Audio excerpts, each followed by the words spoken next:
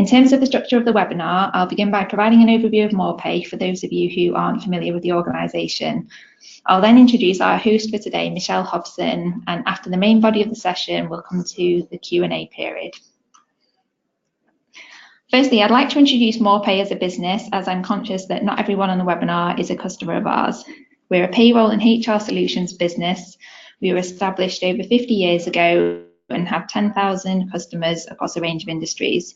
On a monthly basis, we produce approximately 500,000 pay slips, and we handle around 12,500 payroll and HR queries. Essentially, we're the market leader in HR and payroll services to small businesses. The wheel summarises the products and services we offer, and if you would like to find out more, please visit moorepay.co.uk, and there's lots of information, guides and brochures on there. Moving on, I'm now going to tell you a little bit about today's host, Michelle Hobson, our HR Technology and Services Director. She joined Moorepay in 2017 and she's responsible for running all the HR services activities in Moorepay, which includes our technology, HR and employment law. Michelle has 15 years of both operational and strategic HR experience, and as you'd expect, she's CIPD qualified. You can connect with Michelle via email and you'll also find her on LinkedIn. I'll now hand you over to Michelle, who will take you through today's topic, going digital with your personnel records. Thank you, Hannah. Thank you everyone who's joined the webinar today. It's great to see that we've got so many attendees, particularly on such an important topic about maintaining employee records, and that's even more so sort of prominent these days after GDPR and all the data protection regulations. To talk you through the things that we're going to discuss, I'm going to touch on the legislation governing personnel data and the things that you need to be aware of, talk about the problems that happen with a paper-based HR system, and it is still quite a big thing for small businesses. Many small businesses still run a paper-based HR system, and we will talk through what some of the issues with that are, and also talk about some real-world business consequences of having paper-based systems and the sorts of issues that could arise because of that. Then we'll move on to talking about how your business could embrace technology and change to digital record keeping and what benefits that would bring to you, and also what you should look for in a digital system before you make any decisions. So first of all, I'm going to talk to you a little bit about the legislation governing personnel data. Now, businesses, all businesses, no matter how big or small, are legally responsible for protecting employee data. And this falls under the Data Protection Act, which is regulated by the ICO, which is the Information Commissioner's Officer. Now, businesses are entitled to keep employee data, and it's under the guise of for a legitimate business reason or interest. So you need to hold details such as their name, their address, their date of birth, and various bits of personal information, but you have a reason for doing that. And those reasons extend to things like to be able to pay them, to help manage issues, to authorize holidays or time off. There's a number of legitimate business reasons. So I think it's safe to say that we are very confident that you should be keeping this information. In terms of the latest Data Protection Act 2018, this incorporates all the provisions from GDPR. So GDPR came into effect in the UK last year and is something that we need to be very conscious of in the type of business that we work in. And it's about helping you understand how you need to be responsible for it as well. But under the Data Protection Act, one of the things that can happen now is an individual is entitled to submit a request for access to their personnel data. It's something called a SARS request, and employees can ask their employer to provide information that they hold on them. And GDPR has made this a lot easier for employees. Now, this is a very time-consuming task for employers to do, and we'll touch a little bit later on how being digital as opposed to paper-based makes handling these requests easier. You also need to bear in mind that loss or theft of paperwork and paper-based work with any personal information of your employees would be considered a data breach. And then in terms of the legal position on retention of HR records in the UK, it is important that you keep records on each of your employees, and they must be kept for 6 years after their employment ceases, because they may come back with requests for information within those 6-year period. So common problems with paper-based HR systems then. As I said, it is quite common for small businesses to still keep paper-based records, whether this is filing cabinets with individual files on each person, whether this is Excel spreadsheets that have then been printed off and kept in files. The biggest one to call out is the one at the top there, the risk of non-compliance with GDPR and data protection. Security is a lot harder to prove with paper-based systems because you are reliant on things like filing cabinets, and you're also reliant a lot on the human interaction side of it, that these cabinets are locked, that they're in a secure place. There's a lot of manual intervention points, and it's important to note that breaches of GDPR or the data protection can lead to quite hefty fines. It's something that has been taken very seriously in the last few years, and you'll have seen countless incidents in the media where individuals, not necessarily linked to employees, but individuals' personal details have been leaked, and this can have huge ramifications for businesses if this happens. Paper-based filing can take a long time to maintain. If you have an employee who's been in the business for a number of years, all the types of paper and information, from sick notes to their contract to records of holidays to any disciplinary or grievance issues, their files could become quite hefty, and it can be really time intensive to keep that maintained, keep it in order, and make sure you know where everything is. There's obviously a potential risk of losing files, again, if they're being taken in and out of cabinets, to deal with making sure that they go back and they go back in the right place, especially if you've got a business with a number of employees. It's easy to maintain when your business is growing and you might only have 10 or 20 employees, but what happens when you grow to 100, 200, 300, 500 plus employees? It becomes a lot more difficult.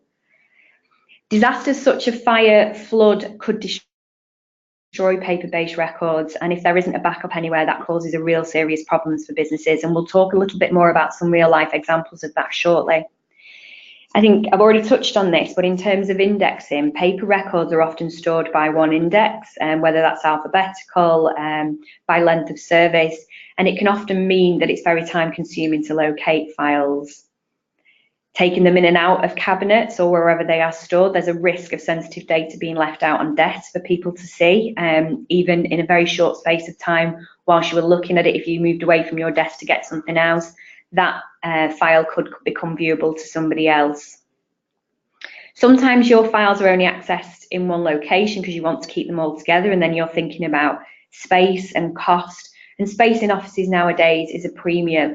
Lots of offices, including our own, are moving to paperless offices, where we try and drastically reduce the amount of paper that we are using, and having paper-based files just compounds this problem.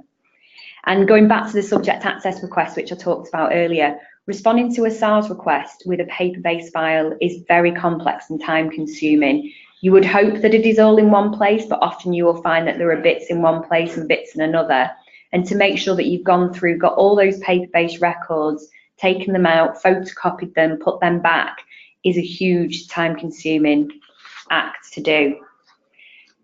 So moving on to some real-world business consequences. Some of you may remember this incident that happened about 13 years ago, and it was the Buncefield fire explosion incident in December 2005, and it was at the Herefordshire oil terminal. Now, this is something that's close to our business's heart because it impacted us, but essentially there was an explosion of storage tanks owned by Total UK Limited and Texaco. Now, the main thing is that when this happened, the first thought was with the people who were working there at a time. It did happen on a Sunday, so there was limited impact, but all members of staff who were working at that site were accounted for, although there was some injuries. But the one thing that's important is not only did it impact Buncefield, it impacted all the surrounding businesses and the surrounding building, because this was a huge explosion, and it actually destroyed our own corporate headquarters and primary data centre. So we back then were owned by a company called Northgate. This has now changed and we are owned by UK, and we've rebranded the parent company as Zealous, although we still remain as Moorepay. But back in 2005, we were part of Northgate. Now, Northgate's, as it says there, the corporate headquarters and primary data centre was located very close to this in Hemel Hempstead, and it completely destroyed our corporate headquarters. If you think back to that first slide that Hannah talked about, we pay 1 in 5 people in the UK between Moorepay and Zealous. So this had a huge impact on our business. Now, even back then, in 2005, we were very much digitally based for payroll, not only thinking about our own staff records, but thinking about all the records that we hold for all these businesses around the country. Our business was back up and running within 3 hours due to the robust plans, processes, backup data, and our ability to relocate services to other offices. We were back up and running. It took some time to get back to full capacity, but we were able to keep the business going. And that was because we had everything stored digitally.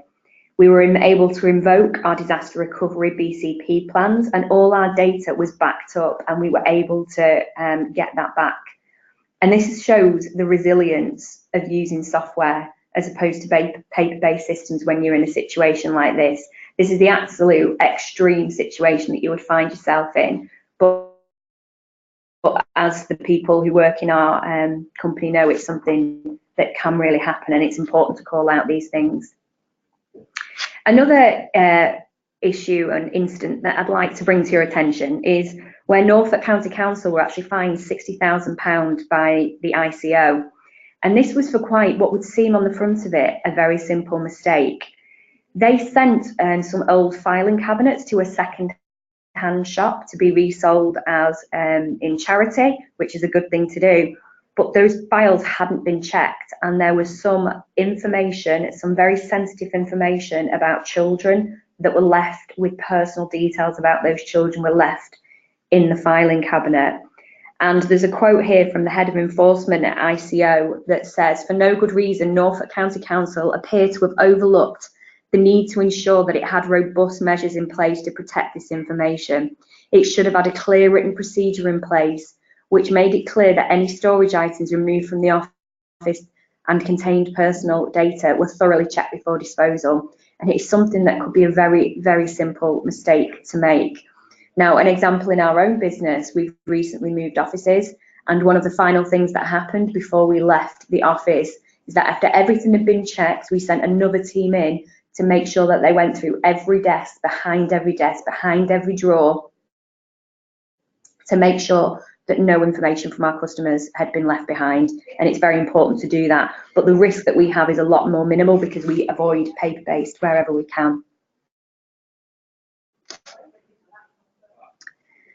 So in terms of the scale of the problem then, research shows that 2/3 of SMEs are hoarding old paperwork and documents. And a lot of this is because they are unsure of the rules and go with the idea that it's just best to keep things just to be on the safe side. Now, I would say that that's a good idea. There's lots of information that you do need to keep, but keeping it on paperwork, on paper-based documents just exacerbates the issue. And up to 72% are still using filing cabinets, cupboards and drawers to store employee data. Thinking about SARS requests and just even the retrieval of information that you need, on average, it's suggested that it can take businesses between 5 and 6 days to retrieve those paper-based documents. Even when you do have a system in place that you feel is right, in terms of indexing, when you actually come to find something, it can be a lot difficult. And this is generally down to the sheer volume of information that you have to sift through to find out exactly what you're looking for. I think there's a huge opportunity for those that are embracing change though, and those that are moving to tech and digital record keeping. And SMEs that embrace technology on average grow faster than those that don't. And the average Moorepay customer that we have and using our software is having a 34% year-on-year profit growth. And having that digital system in the background as opposed to the paper-based ones allows for great efficiencies within their own organisation, which allows businesses to concentrate on what they're there to do, which is grow their own business. This is almost a side activity that is really important, but there are ways of moving to digital that can help you do this. What to look for then in a digital system? So I think it's very important then to think about how, if you're moving to thinking about digital from paper-based, that this is a big change for a business to take, and what are the sort of things that you would look out for? It'd be important to have a web-based software that's quick and easy to set up. One thing that is very important is that this is an easy process for businesses to go through. And that would be one of the assurances that I would suggest a business needs to look for in their provider, is that it's a web-based software, but that it's something that's simple and quick to set up. I think it's also important to look for self-service tools that give you and your employees instant access to essential information. Self-service from both employees and for managers, so that things can be changed, we can keep history. Employees could update their own addresses, but when it updates the address, it keeps the information. When you update someone's salary information, it keeps the history of what their salary information, but that it's quick and easy to use, but also gives your employees an element of control as well. For example, keeping things like bank details for payroll, it's often better to give employees the ability to change their bank details. It might be that your business decides to route that through another department, but allowing employees to access that information themselves can help as well. It also allows you to view all your employee in one data, and you need to look that it's one place and one system where everything is kept. It means that it is quick and accessible, so that thing of trawling through paper-based files to find that one piece of information that you're looking for is taking time, energy and effort away from what you should be concentrating on. You also need to look at the security of the system and make sure that there are security privileges in place that gives you peace of mind about what you and your employees can see and what you can do and what you can access. And those controls should be able to be set up in the background. So you might allow employees to change their own address, but there might be something else you don't allow them to change for obvious reasons. Salary, they wouldn't be able to change their own salary. But you look for a system that allows you to create those controls and security privileges settings in place.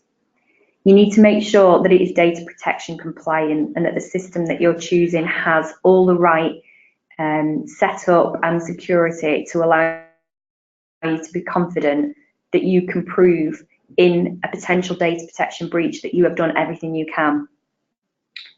It also needs to make sure that there are automatic data backups and that it's virus resistant technology. And as proved in our own example earlier on with the explosions, there needs to make sure that there are regular backups of data. So if something happened at one of your data centers, that you would know that you were on somewhere else with a different laptop or different computer, and you'd still be able to access all that information.